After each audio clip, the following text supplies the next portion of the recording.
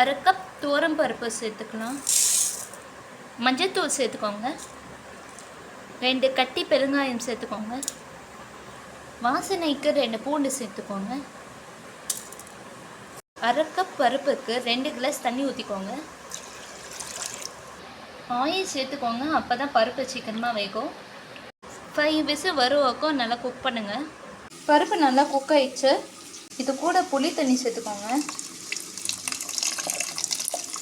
சேர்த்துட்டு நல்லா மிக்ஸ் பண்ணிக்கோங்க. பாத்திரத்தில் எண்ணெய் ஊற்றிக்கோங்க. வெந்தயம், கடுகு, காய்ந்த மிளகாய் போட்டுக்கலாம். வெங்காயம் போட்டுக்கோங்க.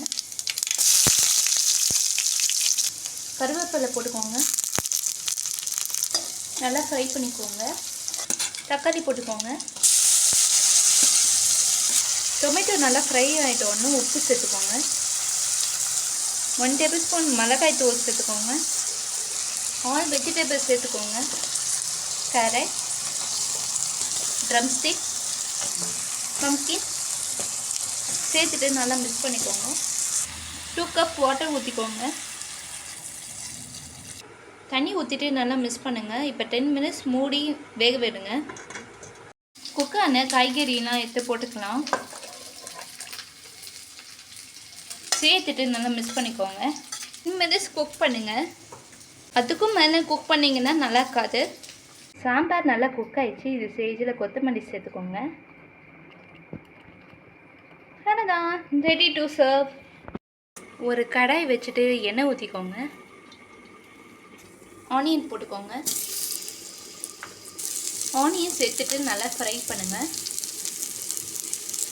காய்ந்த மிளகாய் போட்டுக்கலாம். இது கூட டொமேட்டோ சேர்த்துக்கலாம். டொமேட்டோ சேர்த்துட்டு நல்லா ஃப்ரை பண்ணிக்கோங்க. தக்காளி நல்லா ஊற்றிட்டு நல்லா ஃப்ரை பண்ணுங்கள். இது சேஜில் புதினா போட்டு 2 மினிட்ஸ் குக் பண்ணுங்கள். கொஞ்சம் புளி சேர்த்துக்கலாம்.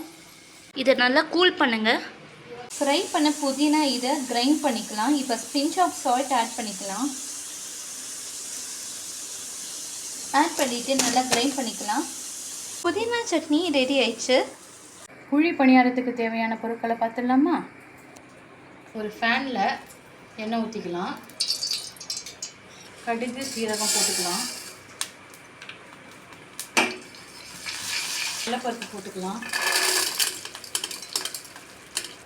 மாவில் கொட்டிக்கலாம். போட்டு நல்லா மிக்ஸ் பண்ணிக்கோங்க. கேரட் ஆட் பண்ணிக்கலாம். அப்புறம் இஞ்சி ஆட் பண்ணிக்கலாம். சேர்த்துட்டு நல்லா மிக்ஸ் பண்ணிக்கோங்க. கொத்தமல்லி ஆட் பண்ணிக்கோங்க. சேர்த்துட்டு நல்லா மிக்ஸ் பண்ணிக்கோங்க. நல்லா மிக்ஸ் பண்ணிக்கோங்க. மிளகுத்தூள் சேர்த்துக்கோங்க. பிஞ்ச் ஆஃப் சால்ட்டு சேர்த்துக்கோங்க. சேர்த்துட்டு நல்லா மிக்ஸ் பண்ணிக்கோங்க. பணியார குழியை சூடு பண்ணிக்கலாம். ஆயில் சேர்த்துக்கோங்க. ஒரு குறியில் ஆயில் சேர்த்துக்கோங்க. ஆனியன் இதில் சேர்த்துட்டு நல்லா ஃப்ரை பண்ணிக்கோங்க. ஃப்ரை பண்ண வெங்காயம் எடுத்துட்டு இதில் ஆட் பண்ணிக்கோங்க. சேர்த்துட்டு நல்லா மிக்ஸ் பண்ணிக்கோங்க. எண்ணெய் ஊற்றிக்கலாம். மாவு நல்லா மிக்ஸ் பண்ணிக்கலாம். இது உளியில் ஊற்றிக்கலாம்.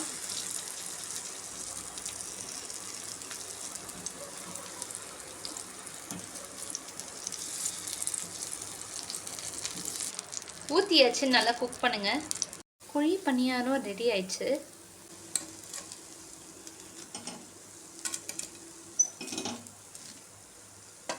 இப்படி எடுத்துக்கோங்க.